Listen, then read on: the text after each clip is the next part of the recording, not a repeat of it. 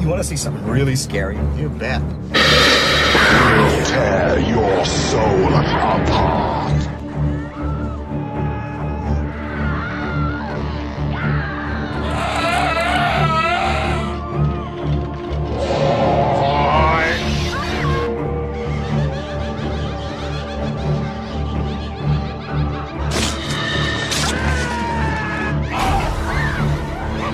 Jesus Christ!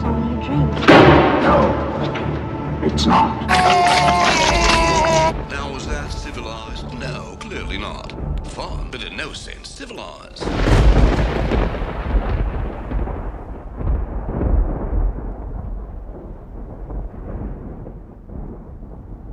We've talked a lot about the recognizable themes in horror films, like some of the ones that are like the classics. I love that you brought up 28 Days Later because no one really stops to think about that movie and the music. So what are some other standout themes that you feel don't really get the love that you feel it deserves? I mentioned one, and I'm glad that we were doing this today because I might not have thought about this, but Poltergeist.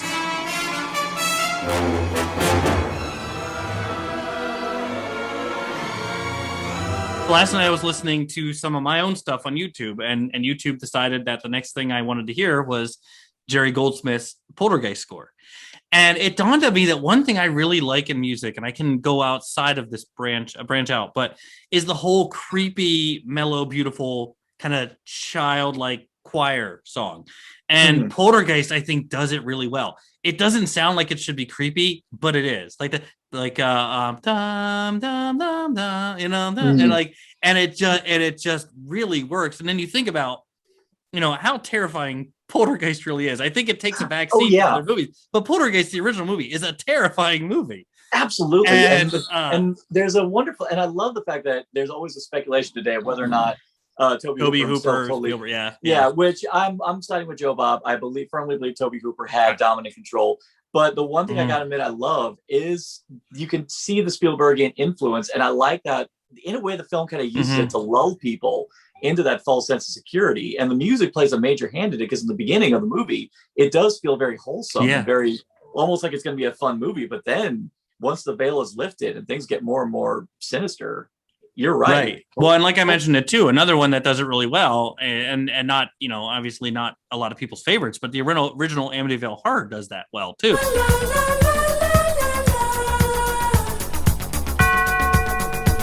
If you heard it outside of horror, you were like, there's no way this is a horror score. But then you see that house.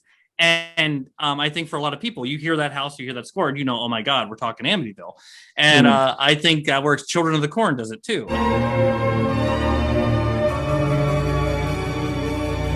The Corn has a very creepy score. Well, anything that involves like choirs for me, like especially kid choirs. Yeah. I mean, of course, the greatest for me, the greatest horror score that uses chorus, of course, is the Omen.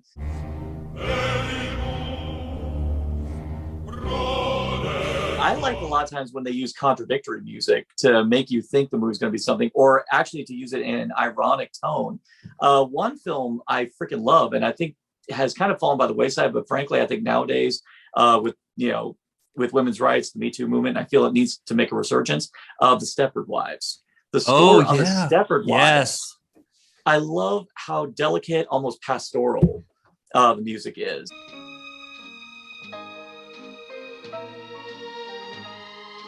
It does have some like great underlying dread in a lot of the score, but the honestly the eeriest music is whenever things just seem so bland and so banal. Like the final scene in the shopping in the supermarket when Catherine Ross has been fully spoilers Stepforded.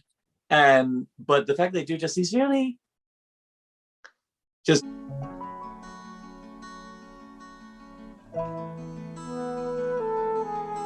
it's such a dark ending to the movie, but yet the movie's like hinting at this is idyllic. Yeah. I think but you just made me think of another one when you're talking about that, because comparative movies, because I love Stepford. I love the switchy movies where people are changing and you don't know who's who anymore. The 78 Invasion of the Body Snatchers has a fantastic and also a really dark ending.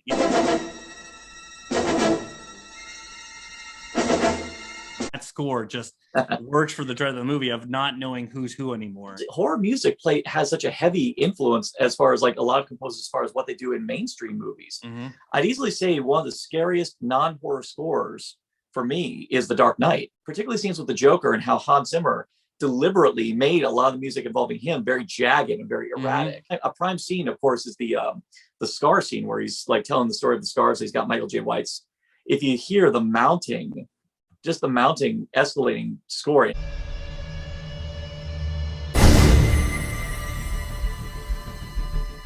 It's so delicate, but then it just builds and builds as he's telling the story as it goes on.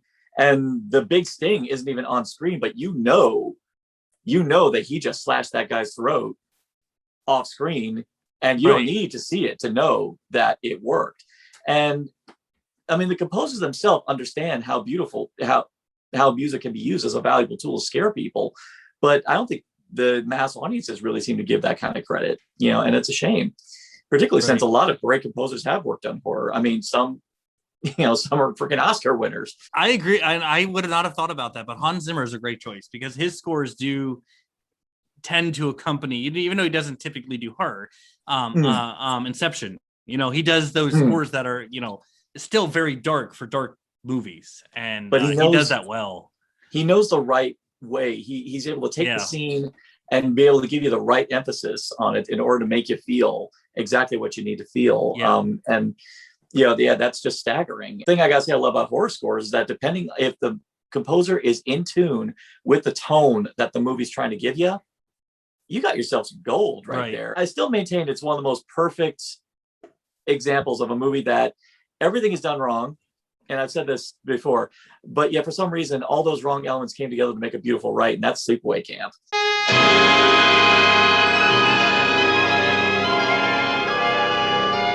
They hit you with that music in the beginning of the freaking movie, and it is so in your face, and it's so crude. It's a delicate pan across, and yet you're getting da, da, and then the great underscore of undercurrent of the kids chanting the camp oath. Yes. For any unacquainted who's never watched Sleepaway Camp, that's probably not the intro they were expecting. Well, not for the ending they were going to give you. Not for the ending they're going to give, but at the ending, that music comes back. That music is but like you said, it works. I mean, that early '80s, mid to mid '80s, in your face, we're going to beat you over the head with this music.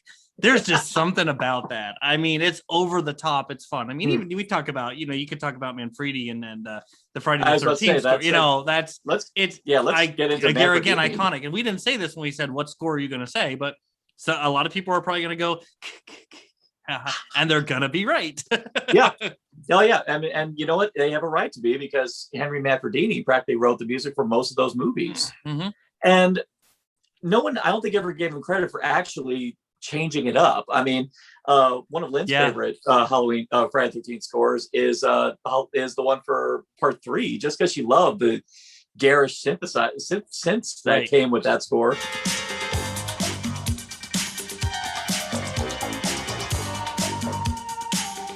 That, much like the 3D, jumped right out at you, because compared to the first 2 movies, we weren't used to that.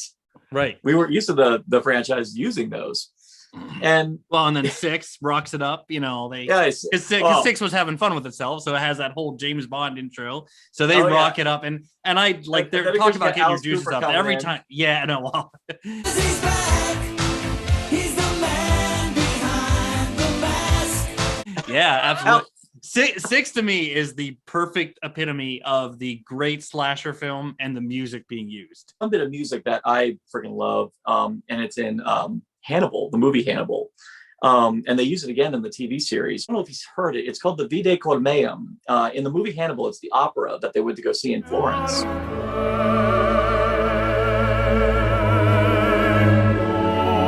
That's one that just, I kind of get teary-eyed and that's another thing, a horror score that actually gets you kind of emotional. The ending to Train to Busan, I think it's all going to work. If you don't cry at the end of Train to Busan, like Joe Bob says, you're dead. You have no soul if you don't cry. The score going on with everything just adds to it all.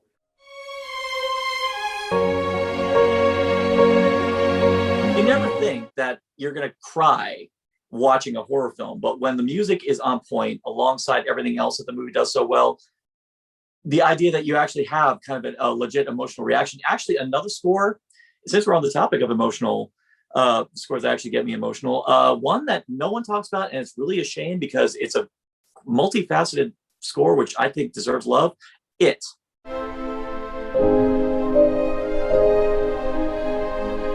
Benjamin Wallfish's score for the recent 2 It films.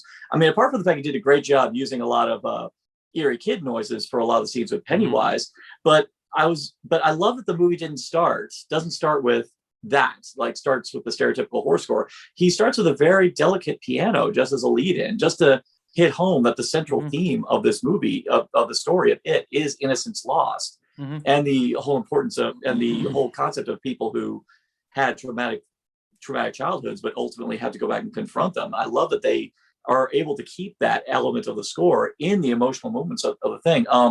I actually rewatched it again, but one scene, and the music is a major player in it, is the ending of It Chapter 2, right after they get out of the house on Neibolt Street, and they're frolicking again in the water, and Richie breaks down.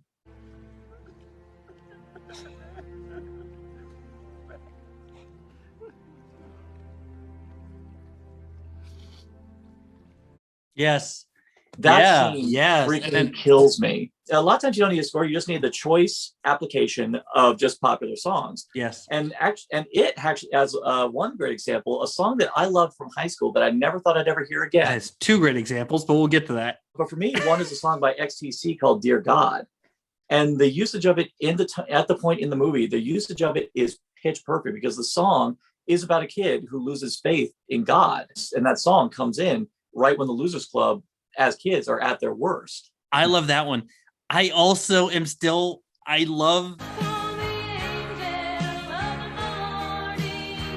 know it has its detractors, but I just love it. And I've rewatched it and I'm like, I'm going to hate it this time, but just something about it works for me. And you're disagreeing. I know. No. I see. Funny thing is, again, I rewatched it and I sat in there. I was like, I don't know. When I watched it the first time, I laughed my ass off. And admittedly, Deadpool kind of ruined the song for me just because it was used so well in his movie. But at the same time, though, poor Eddie, they always love putting Eddie in the most uncomfortable situations because he's a hypochondriac. And it's happening right when he's getting spewed with bile from a leper. I like weird song choices in movies, though. Yeah. I like it when a pop song is used in a weird way. And one example that springs to mind, and I can't think of the song, would be House of a Thousand Corpses. During the scene of the discovery, the cops show up, the discovery. I love you too. Waddell over.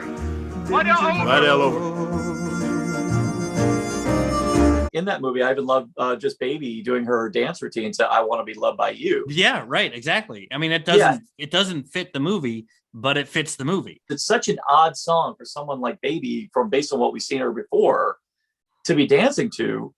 And here she is, all dolled up, and dancing to this song, and you don't know how to take it. I think the reason why people were always so put off by that movie when it came out was because it was such a assault on the senses, especially with the presentation, with the music. It's, I don't think people really knew what to take of it. And honestly, I think that was why I loved it when I saw it, because I was like, I don't know how to read this movie, right? And I'm enamored with it. That's zombie. That's zombie in a nutshell, Yeah.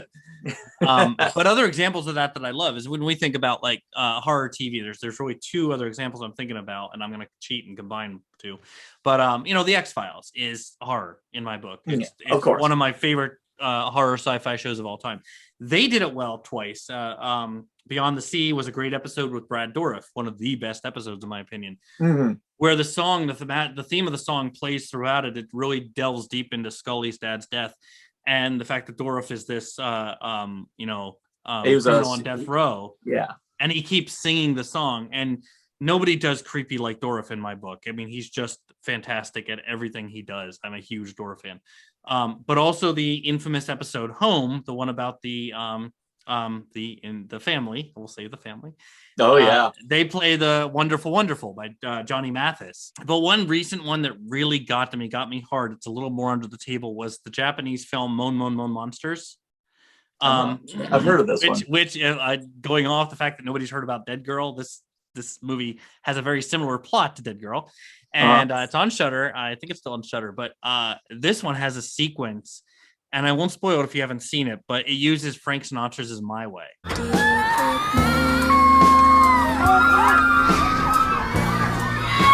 And every time I watch it, it hits. It just works for me, and I recommend go out and watch the movie and watch where they put that song.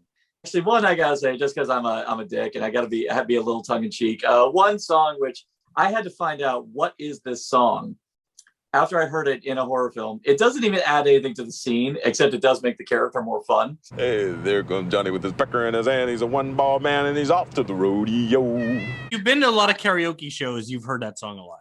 And then there's some where the music's saying, even the song itself, you don't really know what it has to do with the scene, but it's just because of the way the song sounds and of the way the filmmaker blends it into the scene and the way the actor uses the song to their advantage. I mean, a light example is The Stepfather and Terry O'Quinn whistling Camp Down Races, but one where no one can look at the song the same way again after the movie used it was Garvey's Goodbye Horses, as danced memorably by Buffalo Bill in Silence of the Lambs. Oh, that's a good point. Yeah. And now when people think about it, they think, can I get my dick between my legs? Yeah. We've all thought about it. And by thought, you mean tried, right? Both. That's a good point, though. That's a very good point of the usage of it. Yeah. I mean, it even goes all the way back to even Clockwork Orange and how Singing in the Rain was a happy-go-lucky popular song, beloved song. Really good. But then when Malcolm McDowell recommended that they use it in probably one of the most horrific rape scenes in cinema history, now it takes a completely different shape. Yeah, that's really, really good example. I had not even thought about that one. So I feel like we've been remiss. I mean, we haven't really gone back far enough, because if there's one composer who, for the longest time, his music alone aided in really bad body hygiene, that was the theme song that gave birth to many interesting body odor smells. Yes. And there again, a very simplistic one. I mean, the theme. I mean, not all Herman is simplistic. Don't get me wrong. Oh no, his score for Psycho is very lush and epic and complex. But the theme that we all remember is the very simple one. Well, much like Jaws, now when people think about someone stabbing comedically, they're gonna do that. Yeah, we all do it. And actually, one could even say Manfredini took some influence from it for a lot of the aspects of the Friday the 13th scores, principally. And I had to credit Herman for possibly being the pioneer to really think of this idea, the idea of using the music to punctuate the stabbing. Right. Because he used very sharp violin strings in order to emphasize the stabbing. And because there's such sharp stings of the violin strings, it feels like the knife is cutting in even deeper, and you get the vibe that Manfredini took a cue from this in order to do what he did for all the Friday 13th scores. Yeah, I saw a really, really great expose into Psycho, and that was definitely his intent. Was let's have the music be the weapon, and nobody's replicated that well to this day. It's iconic. Music as a weapon. Yeah. Oh man, that's a horror movie I'd love to see done one day. Just music as a weapon. Well, didn't Slumber Party Massacre 2 cover that? Well, I will rock you in the cradle till you scream for more, baby. Speaking of music used well in a movie, Slumber Party Massacre 2. Come on. I just thought of that. Holy cow. That was a killer. Oh my God. The Driller Killer. That was best thing about that movie. Man. Oh geez. Everything that shouldn't work works in that movie. Thomas Illich, we freaking love you for your dedication to that freaking memorable as hell character. Oh my God. That is one movie. There's a lot that I watched as a kid back, because I'm 45 this year, and not to date myself. So I am, and I was the kid that grabbed the VHSs back in my late under 7, 8, 9, 10, 11, 12, grabbing handfuls of VHSs, and There's a lot that's sticking in my head, but that movie is one for me. And those scenes. So we put off this moment long enough, and I know you want to get your revenge. So. I